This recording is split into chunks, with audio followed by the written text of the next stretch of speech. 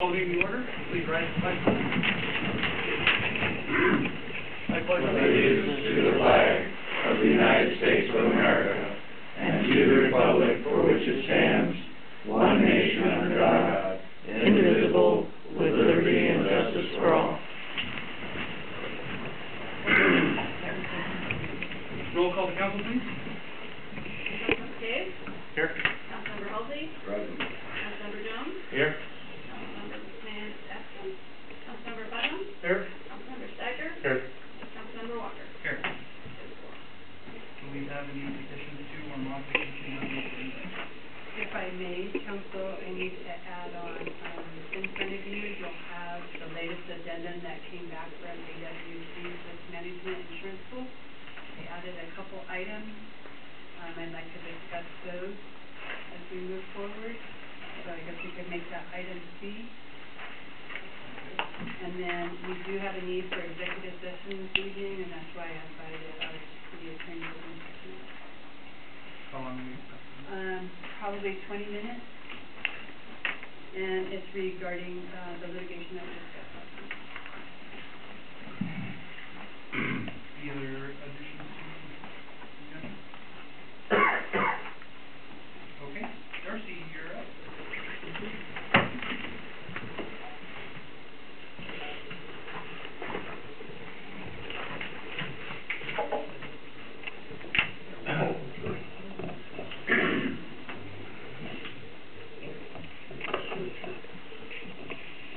So, I'm here to, get a motion, an informational, on the code of conduct for the senior center and for the gymnasium. We've had frequent issues, and I believe that if we had a code of conduct for our citizens and our guests, that could really help other citizens and guests that come to our facilities, and along with staff issues. It's enclosed in your packet. Is there any questions? John, do you want to? Yeah, me and Tran for a while, Katie were involved in review. We've had the city attorney take a look at, I don't know if you've seen this version, but it's pretty much the exact same version as it was before, with some minor adjustments to include the youth gymnasium. It's something I believe that will benefit all the citizens and the employees, that everybody had a clear understanding of what we consider as an acceptable conduct while utilizing the city's facilities. It's pretty standard. Other than that, that's all I can think of. Yeah, we looked at a couple different cities, the librarian or the lady was here last week, kind of weighed in on some of the policies that they use, so we kind of incorporated some different feedback and came up with what you have here. There's no real action required. This is an administrative thing, but it's more of an FYI as to kind of some of the policies are being put in place for the senior center. Josh, did you have a question? Oh, so the question on whether it had suitable legal review, just make sure we're not doing anything that's inadvertently discriminatory or... Yeah, there's a couple things that we had questions on that we tweaked a little bit based off of some of the other examples we saw that kind of covered the same things we were going for, but it had a little gentler language. So, and are we going to post this in the senior center and the gym on the bulletin board, or how is this going to be communicated? I think we should post it. And since it's so big, I don't know if we could get like a great big one that we had before that Jim Shunky did. But I'm going to post it in the front and possibly on the bulletin board that's in the hallway. And everybody that comes in, they're going to get a copy. And everybody's going to be on board. I will give Joanne copies, of course, for the gym. I know we talked about this, I don't know if it made it in here in the most current version, is the use of the facilities constitutes acceptance of these. That is not in here. Is that something? Yes, it should be in there. Okay. So if we could just tweak that, I think we'll be good. Okay. Any questions? Yeah, I have one question here, because I know this came up in a work situation I had one time. It's a delicate deal odors which may offend other, whatever. I forget how, what they saw, some case, the possible discrimination in that type of a statement, and, I don't know, we had to take it out of our company policy. I don't know that, the full legalities of that to it, I don't really remember everything on it. Some medications have odor that might be offensive, but that's still a medical requirement, so if you have that in there, I think we need to make sure that that's necessary. Okay. Up to the attorney for some suggestions. Other questions? That difficulty, I'm not certain how prevalent it is or how common it is, but the difficulty is going to come about due to the embarrassment of the situation that's going to occur. And understandably, we have to be very careful on medication in situations like that. It's something that if we maybe coupled it with something else other than body odor, if we could come up with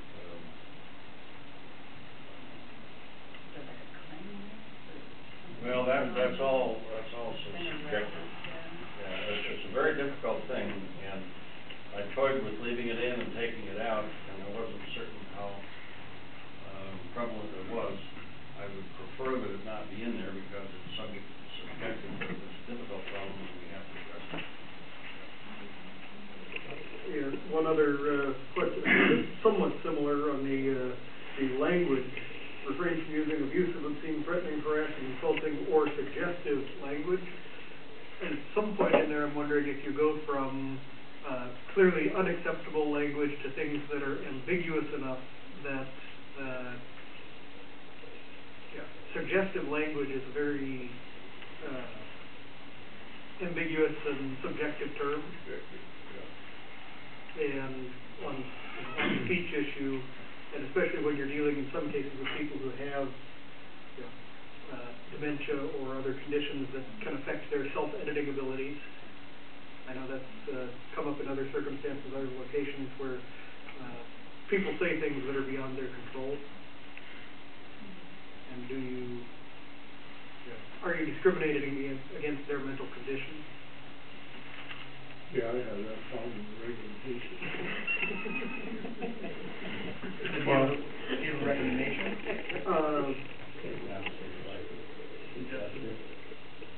That or, it occurs to me that if we could wait a couple of weeks to formalize this, that we might have a risk services agency that has attorneys that are used to reviewing these things for larger municipalities than us. It's gonna be my suggestion if we could just hold off.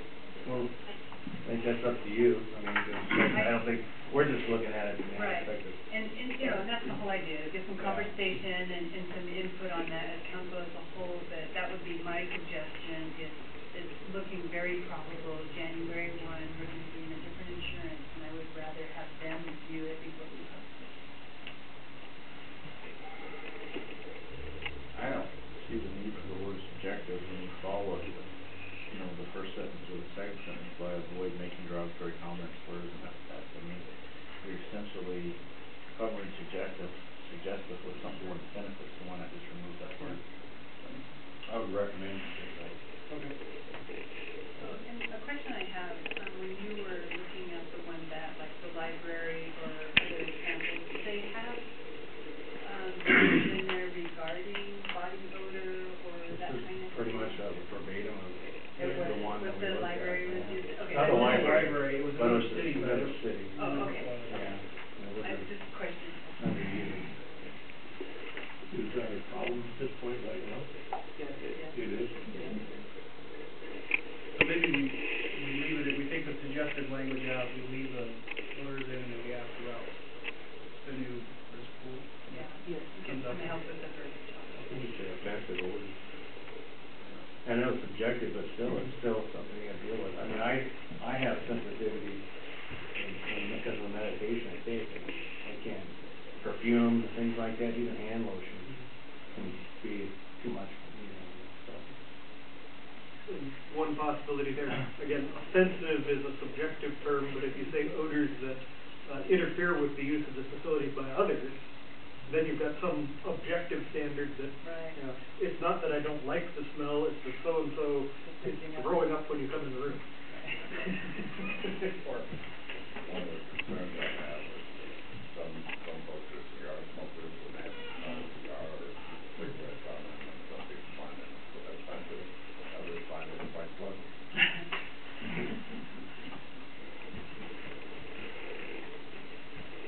Other questions, comments?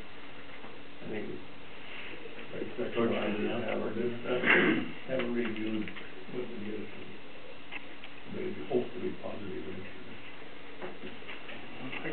I have one comment on that. I mean, one thing you gotta be cognizant of is you get people with lower income levels that this might be their main just interaction with people, and rather than look at it as something to exclude them from the facility, look at it as an opportunity to give them some help they might need. Well, and that's what she's been doing, or working with that. Well, in one specific case of that, I mean, we've still got the foot care program, right? Yes, And you get people coming in who, you know, they take off their shoes and you know they need that foot care. or they don't wear shoes, they just wear Yeah. slip-on sandals, and Yeah. they're out there for everybody to see. Thank you very much. Thank you. Next up is the INET contract with the county.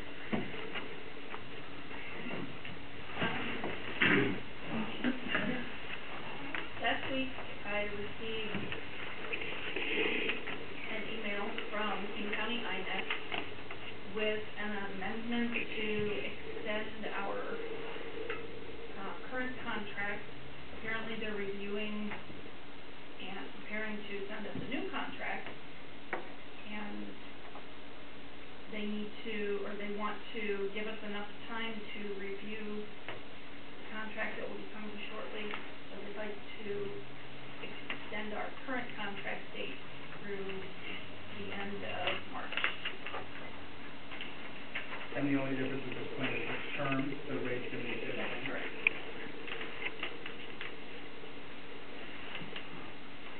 Questions on this? So the language we see in there now is gonna change the extension.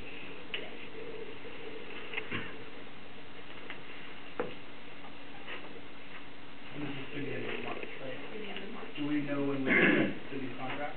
The email said shortly. Hopefully the first of the year. What's the council's pleasure on this one? Move forward, we're on to this. Anything here? Okay, so we got a phone call on Friday? Thursday. Good news, bad news, from, the, broker that we're dealing with through AWC Risk Management. The good news is the operations committee has approved, the city of Pacific joining the risk pool. And generally, when it gets moved from the operations committee to the board as a whole, they follow the recommendation. So that's the good news. The bad news is they came back at more training and more requirements on the city of Pacific.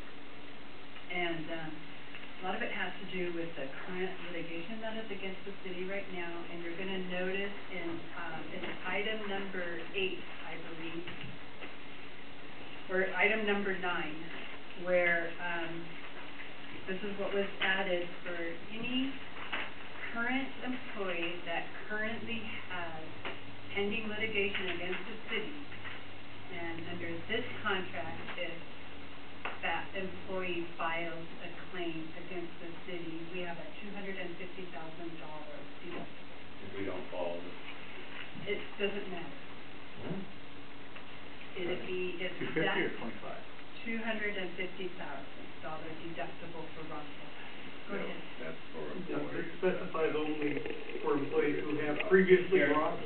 Right. a complaint, so anyone who has not previously brought a complaint Right. to them. Correct. People that are currently have a complaint against the city, and if Or they who had file one a in new the one. past, Right. and file a new one. Correct. And if they file a new one under this new insurance, that is going to be, the stipulation. The other one is they want within 3 months, the city's personnel policies and procedures manual, which they wanted that before, but now they also want, professional staff retention and recruitment plan in place by the end of March, and they will work with us on that, and I don't think it's a bad thing. But it's the other item that they came back at us. Basically, based on the city's history and all of the claims that were filed against the city are HR issues, employee issues, and they want to make sure that none of the other cities are going to suffer from any of the claims that we've had in the past. And so they're protecting the other cities by making sure that we are well-trained. Most of this will be staffed, as you can see. And nothing has really changed from the other items that they're asking council to go through the training. Most of this is staff and myself. Yeah, this item 9 is still a 50% reduction from our current self-insured retention, is it not? So we're Correct. getting less expensive insurance with much more coverage. Correct.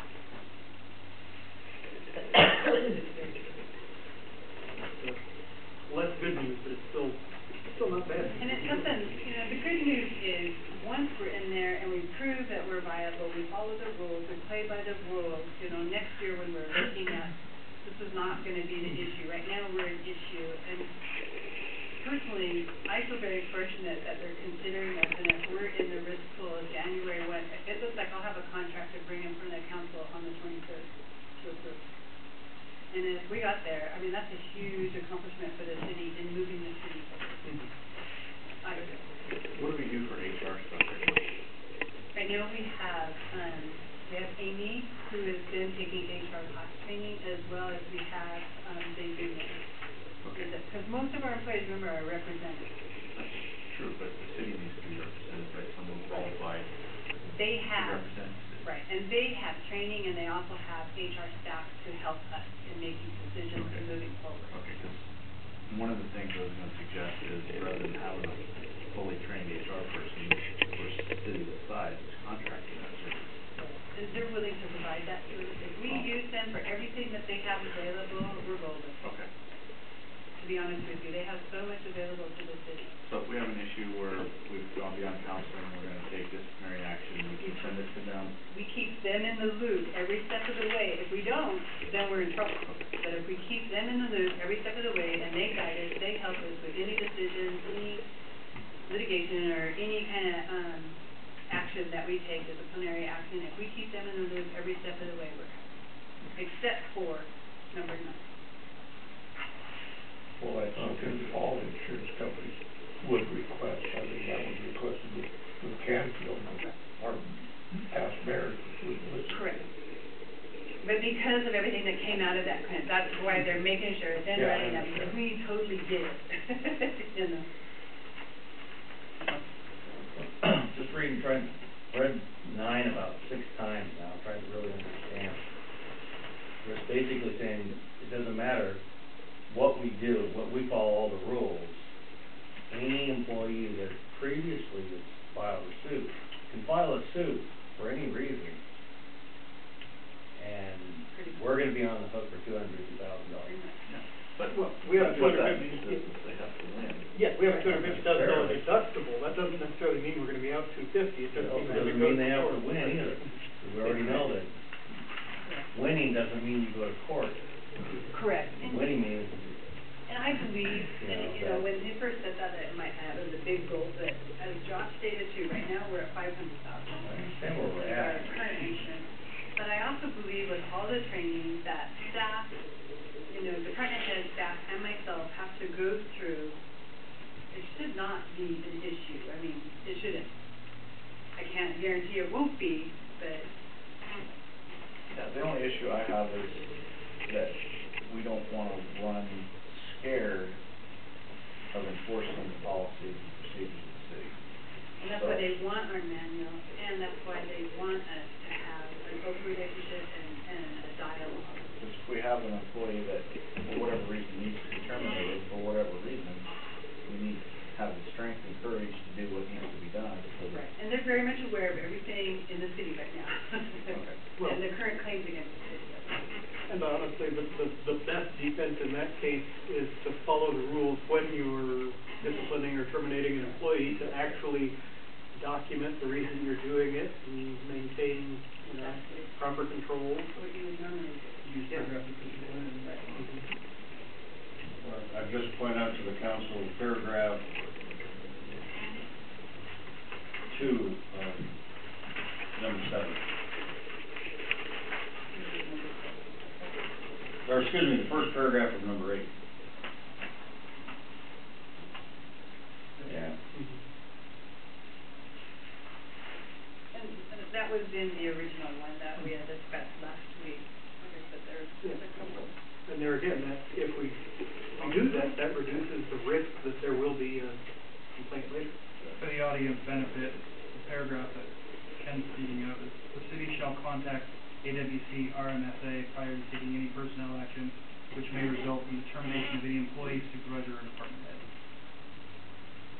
That specifically means prior to the Loudermill hearing, prior to anything, on the city's complaint, contact them, tell them what it is, make them aware. Follow their advice. Follow their advice. Exactly. The other item I would point out on number 9 is just a thought, and Leanna's done a marvelous job of getting this thing put together. But on number 9, I was just wondering, if the employees waive their claims for any prior causes of action or complaints, would that make a difference to the city? You know, I don't know, because they're stating claims in here as well, you know, and so the claim has been made, and they're aware of it. They're stating claim and suit for any other incident. On number 5, I think that should also include the planning commission.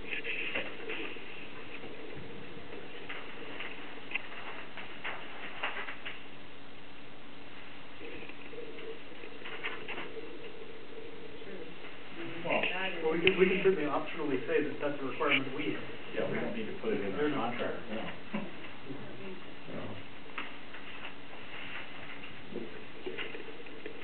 I just wanted to make sure that council was aware of the additional, like I said, it's good news, bad news.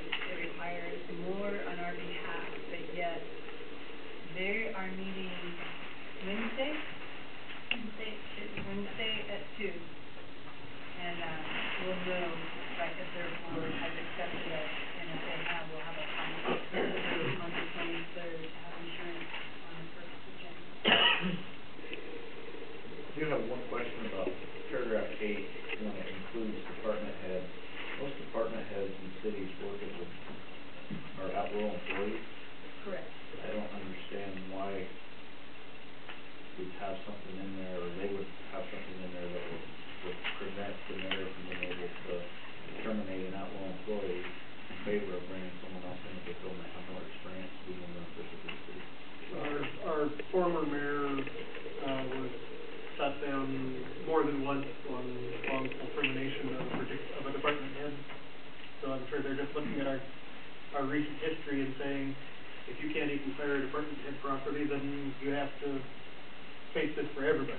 Certainly, the department head has fewer grounds to challenge, but there are things you can do that will get you sued for terminating a department head. I'm just thinking if the new mayor comes in and wants to bring in a new staff. Well, probably by the time the new mayor is in 2016, this will be a new point. That's the goal. That's the goal. Is this got a term This on is it? just 1 year. This is for 1 year. Oh, okay. I thought it was. No, it's 1 year. We're just doing a 1-year policy. We're doing it on the annual rate. John? But I still think it's a valid practice to make sure that if a mayor is going to terminate an employee, that everything has been done properly, to make sure that all legalities have been taken care of, so that there is no recourse. That that it's properly followed, they're doing it the right steps. We've seen too many times, too many people, it's questionable, it's challengeable, we pay out way too much, and then it becomes just in practice a norm, you know, if you just follow the procedure. And then if a new mayor comes in 2015, the procedures are already there, the policies are already there. God help us if we don't go another road, you know. Yeah, if a new mayor tells the department head, hey, I'm going to bring in my own appointee, it's no reflection on you, but I want to turn over staff, that's fine. If a new mayor comes in and says, I'm going to fire all the Jewish department heads, you're going to get sued for that, even if they're at-will employees. We're just protecting the other people. I understand that, I thought that was a permanent thing on the system. It's a one-year policy, one-year. Probably will be permanent for a while. Yeah, that would be right. Hopefully we'll keep it. Well, I think actually some of these things are very good for us. I mean, there's some things that we have been neglecting, and like updating the driver's license every 3 years. I know we have not done that, and I've been harping on that and harping on it, but never got any action, because the guy's driving record, just because it's clean today, don't mean that it will be clean tomorrow. And that's something that's gotta be in place, and just a number of other things here that I see that is making us police our policies better. Ken, did you have something? I was just wondering on, number 21, does the city want to be notified of, the breach prior to their imposition of the $100,000 deductible? I'm sure that they will. Do they want to give us like 3 days to correct it or something, so that we, I don't want the city. Yeah, I understand, I'm just concerned that they can arbitrarily. Yeah. It's worth asking. May at its discretion notify the city. That should be, will notify the city. Well, and it was my understanding, and Rich and Amy both sat in on both of these interviews, that they're there to work with us every step of the way. We keep the doors behind us, and they're going to work with us. They don't want, anytime they don't want any issues with the city. We can ask that. Can we honestly blame them for asking for that after what we saw, you know, a year and a half ago when Canfield was out here and met with everybody and heard straight from the horse's mouth that we were going to reject their advice, disagree with it, and go on our merry way, no matter what council said, no matter what the attorney said, no matter what Canfield said, and who are they to be giving us advice? They're our insurance company. If I could have immediate effectiveness, I wouldn't take the risk without it. I sympathize with them. If I were any of the other cities that's putting money into this pool and is potentially liable for what goes wrong here, after reading the newspaper for the last 2 years,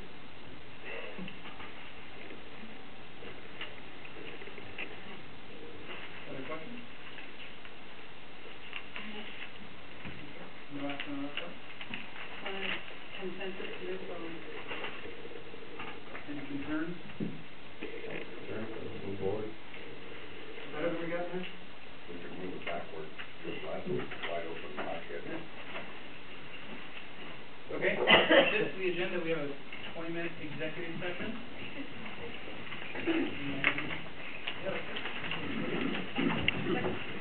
Regarding litigation